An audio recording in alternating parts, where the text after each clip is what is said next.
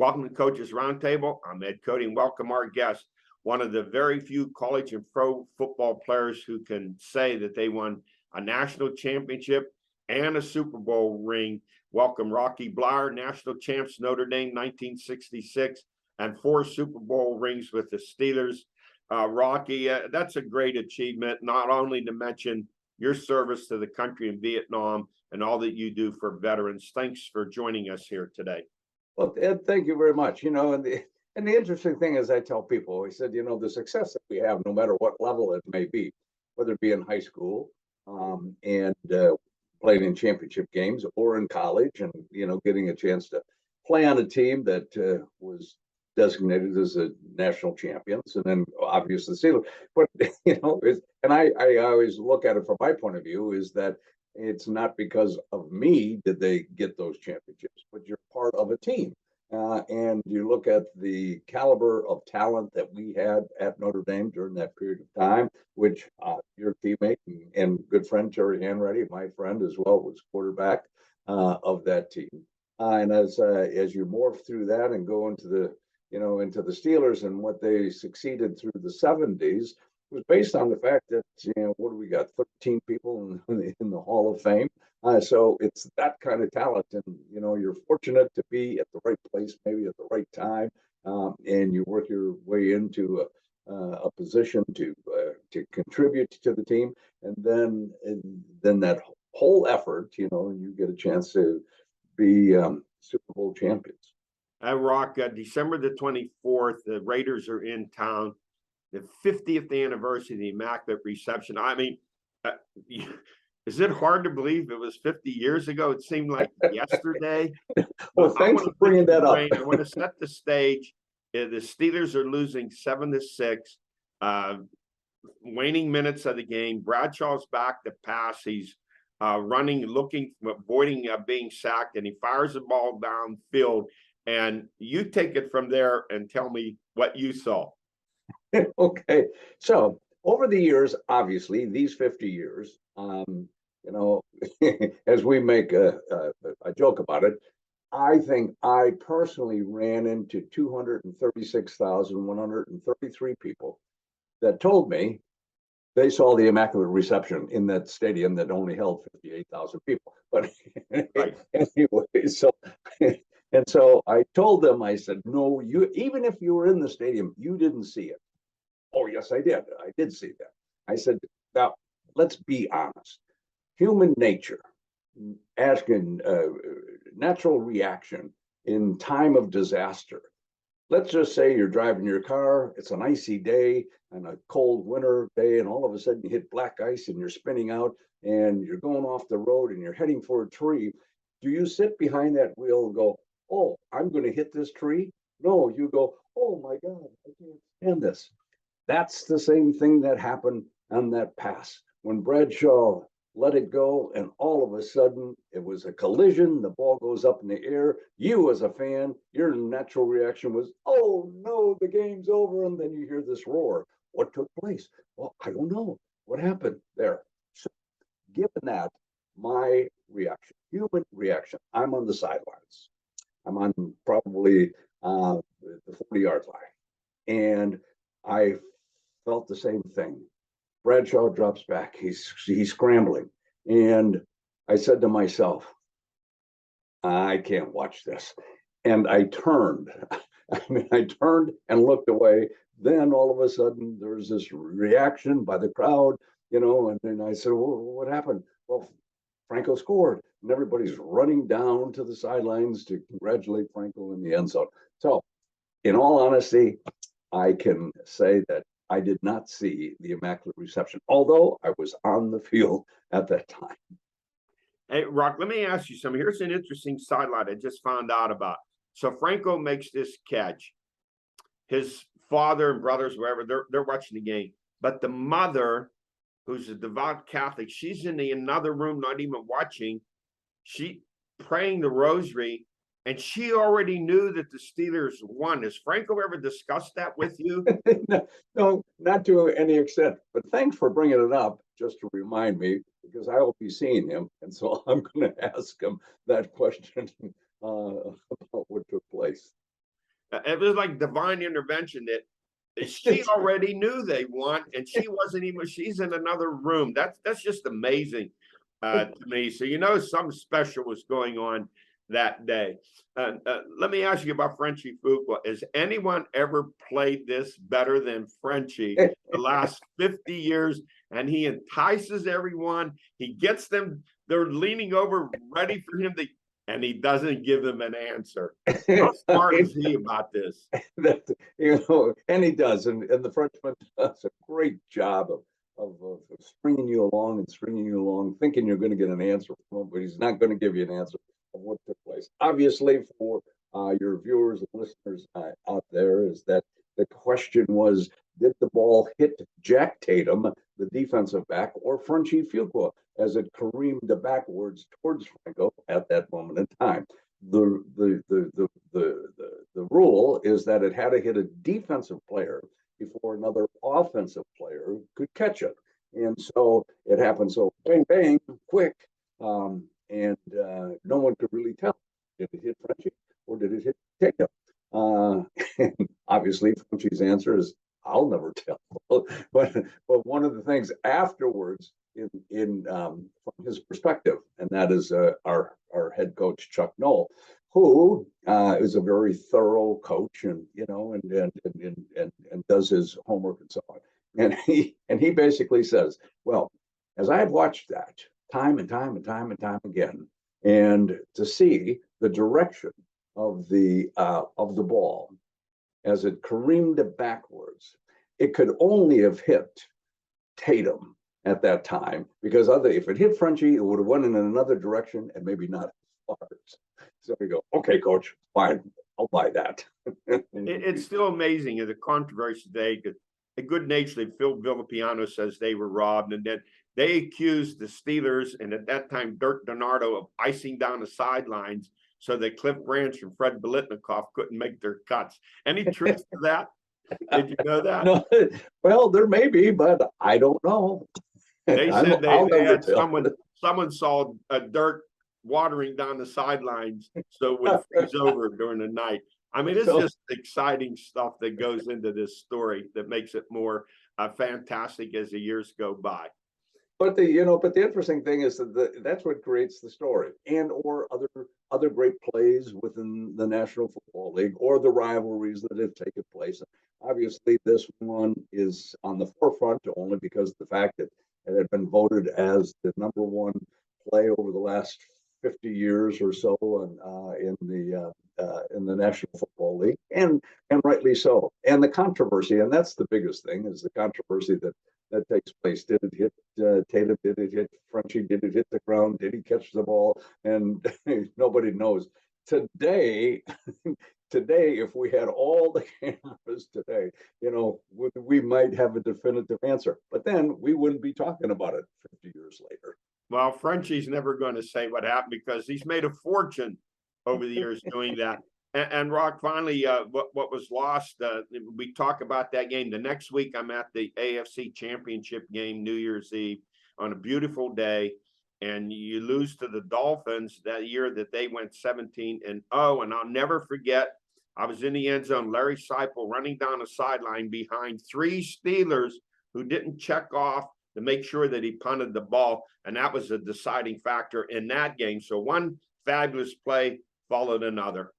Well, in that game, obviously, and they had done, let's be honest, they had done their homework in watching our coverage, and we had a pretty good coverage team, or run back team at that time. And I can remember I was on the field, and I had one of the up backs that were in the backfield, and it was my responsibility to stay with him and block him as he's running down field for coverage. And so on that play, we would double team the side that we were going to return to the ball. We would double team their out guy that went down, and not rush from the opposite side. And so they had picked that up, and Larry, as if you looked at it, he hesitates, he sees, and all of a sudden, he goes to the side of the double team because nobody's rushing, or they don't rush from the double team side, I should say. They only rush from the opposite side, and so he just followed it. And I was so intense. I mean, honest to God, as you said, he's running behind 3 Steelers. We're trying to block, and I said, you know, because you didn't know what was taking place. I wanted to make sure that my guy was not going to get down there to make a tackle or be a part of the defensive play. And so that's all my focus was, as were my teammates, as we do that. And they get a first down. And it was like, oh, it was like busting the bubble, you know, and then they went on to win. But that one play changed it. Hey, Rock, really, thanks for joining us. It's been great talking to you. And the epitome of what Chuck Noll said to his players, time for you to get on with your life's work near the end of the career. You certainly have done that. Thank you for all that you've done for veterans and your service to our country. Have a great Christmas and a Happy New Year. Ed, thank you for having me. I appreciate it. Same to you and to your followers out there. Thanks, Rocky. I'll be right back with Ellen George.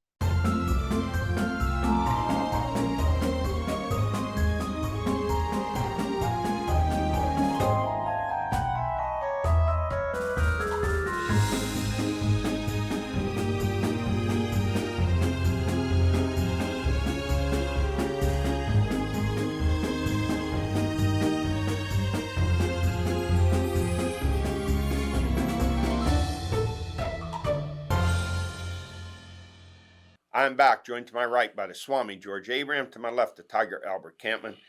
Guys, hard to believe Rocky Bleier on here 50 years ago. The Immaculate Reception as the Steelers get ready to play the Raiders this Christmas Eve, December 24th at 8:15. And just interesting what Rocky had to say, the Franco catch, and then added to it the controversy about, in those days, it couldn't go from one offensive player to the other. Right. And no one's played this better than Frenchie Fuqua for 50 years. He leads everyone on. They're getting ready for the big ending, and he leaves them cold. He's made a fortune doing that. And I asked Rocky about one sideline that I heard about not too long ago, that Franco's family in New Jersey, they're in one room watching the game on TV. But in another room, his mother's not watching the game. She's praying the rosary. She already knew they won without even seeing it. I love it. Now, you tell me there wasn't some divine intervention there with that. So that goes on, that controversy. And so I'm going to ask you, the 2 greatest plays in sports history, Bill Mazeroski's walk-off home run 1960 against the Yankees, and this, the Immaculate Reception. How do you rank them? Just your opinion. Mazeroski is number 1 because of won a World Series. But I will say this for people watching who were so spoiled. At that time, the Steelers had won nothing.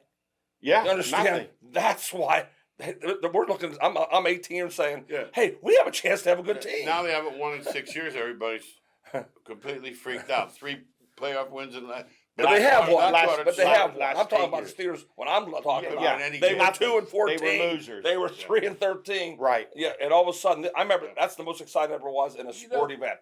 My head almost hit the ceiling. I jumped out of the white chair we had in our living room. I was up in Meadville because they had that 50-mile blackout. So we were at a Holiday Inn in Meadville. How about that? And you couldn't see it here. I couldn't. No. I couldn't. You couldn't see it either. I had to go to Huntington to watch it because I wasn't old enough. Wow. I'm in a bar. Right when he scores, this guy has a heart attack or something on a stool, and I got to run out before the cops get there. What a story! No. We had it on our TV. Yeah, and back then too, you had to be so many miles. Yeah. And back 50 then, miles. and the other thing too, back then, the next week, Miami comes to Pittsburgh, which in today's world, they would be home because they were undefeated. Right. Think about that. And here's the thing about that game up there at that Holiday Inn. You thought it was an earthquake when he made that catch and scored. And people were jumping up and down, running I was out jumping into up the and down. I parking told lot. you, it was the most excited I've been. And this was the NFL's nastiest rivalry. Chuck Noll referred to them as a criminal element. He ended up being sued in court by some Raider players. There was some serious criminal content going on. Both teams. sides. And the controversy, the the Raiders accused the Steelers, Dirk DiNardo, Yeah. of icing down the sidelines the night before to freeze it so Blitnikoff and Cliff Branch couldn't make their cuts. I know. That's You had all funny. this stuff going on. Yeah. And then you talk about the next week. I'm at the championship game on Oh, New you there, Eddie? Year's. You went to it. I'm at the championship Larry game. Staples. I'm sitting there, and I talked about that with Rocky Bleier, and Rocky Bleier is one of the players that, you know, in high school when I coached, you told the ends, the perimeter people, you don't pill around until the ball is kicked. While I'm in the end zone, and I see Larry and the Steelers, the left side, Rocky Bleier was part of it, they pill around. Too early. He's running down the sideline behind Rocky Bleier They don't even and know he's two other running. Steelers. Yes. They don't even know he's behind him. That set up the winning touchdown in the 21-17 He was an Allentown win. guy, by the way. What's that? Saipa was from Allentown. Yeah, and was he? Yeah. Where did he play college? Was I he don't Miami? know. I don't know that, but Miami, I Florida. know he's from I'm pretty Miami, sure. Florida. I think Miami of Florida. I know But he's I'll from say this Allentown. though. Yeah. It might have been Auburn, but this is the thing that led the Steelers to the championships. Yeah. You understand? Miami's perfect season. They almost took them out. Yeah. The You know. Immaculate Reception is something the Steelers talking about. Miami fans to this day talk about Saipo's punt Right. Yes. run down the sideline Absolutely. and set up. And they win 21 to They're the only undefeated 17. team ever. They're still. And you Yes. know what? We felt that at the game. We were depressed. We said they're never going to be in the Super Bowl. I mean, that's just the I way know. we felt. That's what I'm saying. But At that time, you had to that feel time. that way. So it just how fortunate we are in that period of time, that run, the Steelers winning 4 Super Bowls, the Pirates winning in 60, 71, 79, Pitt the national championship in It was 76. amazing. It was. Never going to happen again. Never. I don't see it. Never. You write Well, the let's put it. Pirates. Not in our Hey, neighborhood. It he put isn't. the Pirates for a line through the Pirates. Yeah. At least you don't have to worry about it. You know what I mean? Hey, but the Pirates got the #1 pick in the Oh, draft. okay. And the Yankees, the Dodgers, the Phillies, and the Mets all wish him well. Well, they're going to have them 5 Yeah. years. Yeah, it's a farm team. Do you know Yes. what the Mets payroll is this year? I saw. 421 million. Nice, and he doesn't What, get one 370, 80 million more than the He Pirates? doesn't care a bit. Listen, here's an NFL trend coming up. Return to run to daylight. More teams are Eddie's running gotta the be ball happy. than I'm Eddie's gotta be happy. Vince Lombardi's happy. Chuck Noll's happy. 27 teams now average over 100 yards rushing per game. Listen, the Bears, I know they're not winning 189. It's because they have no passing attack. The Falcons at 158, they screwed up. They should have beaten the Steelers. Whatever reason, they quit running the ball. The Ravens 157, the Browns 156, and the Eagles 154. 2 of the 5 are winners. Yeah, one of my thoughts That's on me. because those other teams don't throw the ball well at all. One They of my- don't have a complimentary offense. One of my thoughts, Eddie, though, is to lead into what you just said. Passing has become such a tremendous part of the NFL that now they play cover 4 all the time, which means there's no run support. Yeah. They're so scared of the pass. So that's why they're running the football. They have more cover guys in Yeah, there, they have more too. cover guys. Yeah, Yeah. yeah, So absolutely. they're playing dime defenses. So I got to give the offensive coordinators credit, saying we cannot Yeah. keep going up and down the field passing And it. So we're gonna run what's it. helping complimentary football now, you pick up 5 or 6 yards running on first down, 2nd and 4, It's easy. play action. Now Mm-hmm. play. I don't understand teams when it's 2nd and 8 play action.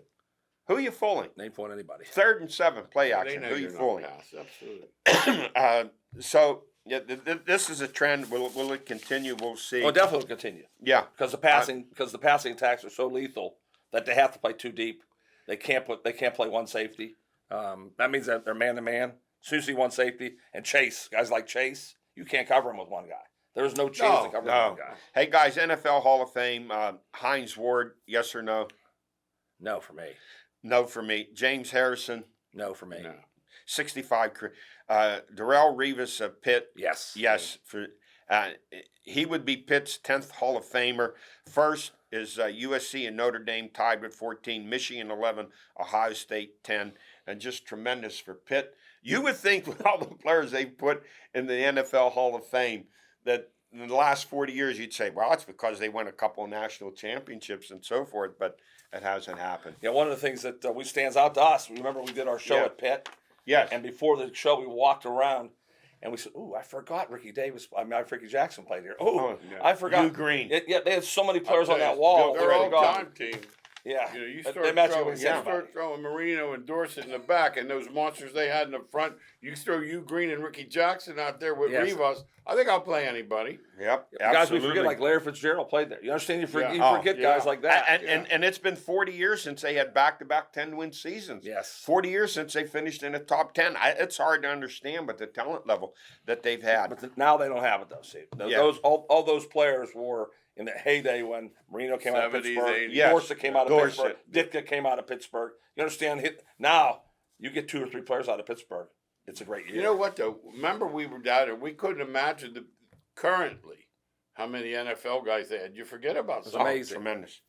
All right, let's do this. We're going to play a game called If I Were the Steeler GM. So I'm going to start it off. I'll get things rolling here. Here's the first thing I'm going to do in the offseason. I'm going to make a couple trades. Ooh. I'm going to trade T.J. Watt and Minka Fitzpatrick. Wow. Watt's 28, injuries. I need to build up. There's so many holes on this team with the offensive line, defensive line, corners. I'm going to make some trades, build it up. And there are teams out there that be more than willing to give a number 1, number 2 for T.J. Watt. Teams that are on the cusp, maybe a Buffalo, someone like that. And Fitzpatrick makes those 2 guys your highest paid players. It's $105 million for the NFL's highest paid defense. I'm going to open up some holes, and then let's look at the draft. The Steelers have the number 5, number 3 picks in the first 2 rounds. Let's start. You look at quarterback, you got Bryce Young, C.J. Stroud, Caleb Williams, who won the Heisman, Will Levis out of Kentucky. Are you interested in a quarterback? They have No. a quarterback. No, Pickett's fine. No, I don't think he is. I think he's good. I really like I don't what see he's a done. Super Where Bowl. do you see these trades? What sport are you watching? What did they start trading in the NFL? What do you mean they trade? When do they trade? Who trades? They're going to trade. Who? Didn't the Rams get a quarterback they won a Super Bowl with in a trade? Well, yeah, but that, In the you're trade? talking about there's 32 teams. There's been one, and as it turned out, the Detroit got the better of the deal. Watch this kid lately. Well, but the Rams won a Super Bowl with Right. Stafford. Right, But they say sold what their you want. future. Won a Super Bowl. I'm saying you offer the players. It's just hypothetical. But I'm saying they're 2 best players. Well- They're 2 fan favorites too. By the way, 2 fan What favorites. don't you like about Pickett? They're going to finish. They're going to finish last with him or without him. What don't you like about Pickett, Eddie? Not- What's not that? last. Wait, here's what I'm saying about Pickett. I think he's a good quarterback. Yes, I so don't do see I. him Super Bowl in terms of, you look at Justin Herbert, you look at Josh Allen, you look at Trevor Well, 1 Lawrence. year. He's had played 5 games. I don't see him having the arm to throw downfield. I really like Pickett. If so you see him as a Super Bowl quarterback, that's good. No. But You I'm see him saying, as a Super Bowl quarterback? I'm saying we don't know. 5 games. I do like Pickett, Eddie. I 6 mean, I didn't think I I'm would. not saying I dislike I didn't think I him. would. I got to admit, I thought Trubisky was better. After watching him, there's no comparison. Pickett's better than No, Trubisky. I'm not saying I don't like him. I don't see him as a Super Bowl quarterback. When you have a chance at someone like C.J. Stroud or Caleb Williams, I When's the last just like. Ohio State quarterback that was any good? Hopalong Cassidy. Well, you can't go by that all the time. Is that what you're going to go by all the When was time? their last good one? I mean, you're talking like Pitt quarterbacks between Marino and Pickett. You got a 40-year spread Oh, I in there. So didn't say I would about never Pitt quarterback. I would never go by that. So You count Flacco for Pitt or no? no, he's Delaware. He played Okay. at Delaware. I don't count him from Pitt. When you look at offensive linemen, they really need some help there. There's some Pete Skoronski of Northwestern, Paris Johnson, Ohio State. I like the kid Connor Galvin from Baylor. He's 6'7", 310. You need a center, Jared Patterson of Notre Dame. Where do you go there in that regard? Who do you pick first? You're going to go with a couple offensive linemen? I agree with you there. I wouldn't never take an offensive line first round unless he's Ranieri. You understand? You get the great offensive lineman in the pros. So who would you take first in the draft? That somebody defensively. I Okay. just talked about it. I think the most overrated part of their team Yeah, it is their defense. Yeah. They don't stop people. No, they don't. Pay-wise, you're You know. both right. Yeah. Pay-wise, Yeah, you're but really getting hot. I'm They not don't saying take I it. don't like Watt or Fitzpatrick. What I'm saying, I I want get to you. I want to build up, I get load you. with draft picks, so I could. There's so many holes to fill, and Watt's 28. He's injury prone. I don't know if he comes back to those years where he's a dominant player Well, he's not again. dominating now. He's So- second half in 6 games. Yeah, he's not been healthy at Yeah, all. yeah, he's not healthy, and there are teams out there that like That need that guy. I get you. that need that guy. So maybe Buffalo might say, hey, we lost Von Miller. Look what he did, helped us along. He was tremendous till he got hurt. They're not the same defensively without him. If you look at defense, you got these linebackers. Will Anderson of Alabama. Here's a guy no one talks about. I really like is Jack Campbell of Iowa. He's a monster, 6'5", 245. Great player. And I think Nolan Smith of Georgia is just as good as Will Anderson. And he's bigger. He's 6'3", 235. Yeah, I know. That's where I go. I think the players that turn teams around in the first round are either quarterbacks or defensive players. Yeah. I don't Like see. Micah Parsons, he changed the Yeah, Dallas. changed Dallas Yeah, completely. yeah, Yes. absolutely. Yes. And then defensive line, Hayward's 33. He's been a great player. But how Yeah, much longer? Yeah. So you got Jalen Carter of Georgia. Here's a kid I like, Dante Stills of West Virginia.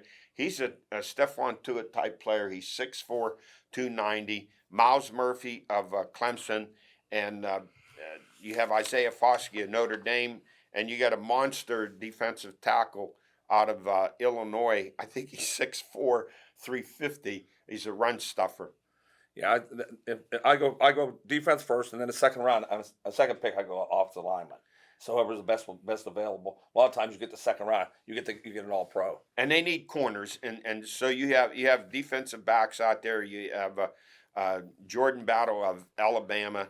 You have the defensive back Ringo out of Georgia, Riley Moss out of Iowa, and I like Joey Porter Jr. out of Penn State. He's really good. 6'2", 200. You know that Gardner the other day, Sauce or whatever, he shut that guy for the Bills. He jumped in his pocket, play one, and he was still there at the end of the day. Well, you look at the teams that have had young defensive backs.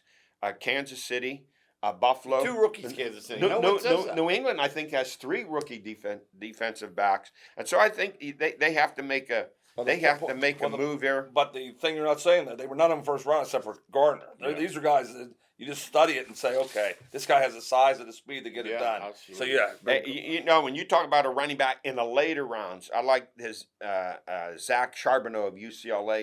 He's really transferred good. from Michigan, Zach. 6'1", 220. Tank Bigsby from Auburn. These are 3rd, 4th round picks. Sleeper quarterback, dual threat. You might want to take a look at is Dorian Thompson-Robinson of UCLA. I love that. What, team. 11,000 Pitt will yards? Pitt will know about him. 11,000 If yards. he plays in that game, Pitt will know who he is quickly. Yeah, he's outstanding. And we talk about, let's move on to the bowl games. We got all the Steelers' problems fixed. The bowl games you want to see, December 31st, the Peach Bowl, number 1 Georgia versus Ohio State. The Dogs by 6.5. The over and under 61.5, and the winner will be Georgia. Ohio State. I like Ohio State. I like Ohio State upset. A Fiesta Bowl, number 2 Michigan 13-0 versus TCU. Number 3 Michigan by 7.5. The over and the under 59.5. Yeah, I like Michigan in that game. I do, I too. would be rooting for TCU, but I think Michigan. I like Michigan I too. like That Michigan ground also. game's powerful. And December 31st, Sugar Bowl, number 5 Alabama taking on number 9 Kansas State. The tied by 3. The over and the under 54.5. I like Kansas State. Hold on. If you go by the old adage, who wants to be there? Yeah, Alabama does not want to be there at all. Right. No. And you know when he misspoke that next day before they picked the 4, he was talking about TCU not belonging because they had a loss to a bad team like Kansas State. They read that. Yeah, they do. and the Rose Bowl, number 11 Penn State 10-2 versus number 8 Utah 10-3. The Utes by 3. The over and the under 52.5. I'm leaning towards Utah here. I really like Utah in that game. The dude plays with long hair, the quarterback. Oh, he's tough. He's tough. He got his helmet we knocked want to off. We want to warn our viewers though. Look and see who's playing in the game. please. There Yeah. are people leaving every day. that Yeah. aren't- Notre aren't Dame's playing. lost 3 starters. That's what I'm saying. Yeah. Joey Porter he's not playing. No, either. he's not playing. No. Hey, and finally, the Sun Bowl, number 18 UCLA 9-3 versus Pitt 8-4. The Bruins by 6.5, 58.5. The over and the under. I like UCLA. Me too. Too much Boy, offensive power. I like Pitt big in that game. Do you? Oh, UCLA can't stop Chancey's anybody. out. They can't stop anybody. But their no, defense- I know UCLA's going to score. Yeah. I don't think anything out of that. Okay. Pitt's going to run the ball down their throat. Hey, that's it for us. Thanks for joining us. We want to take time to tell all of you, from all of us here, Merry Christmas and a Happy New Year.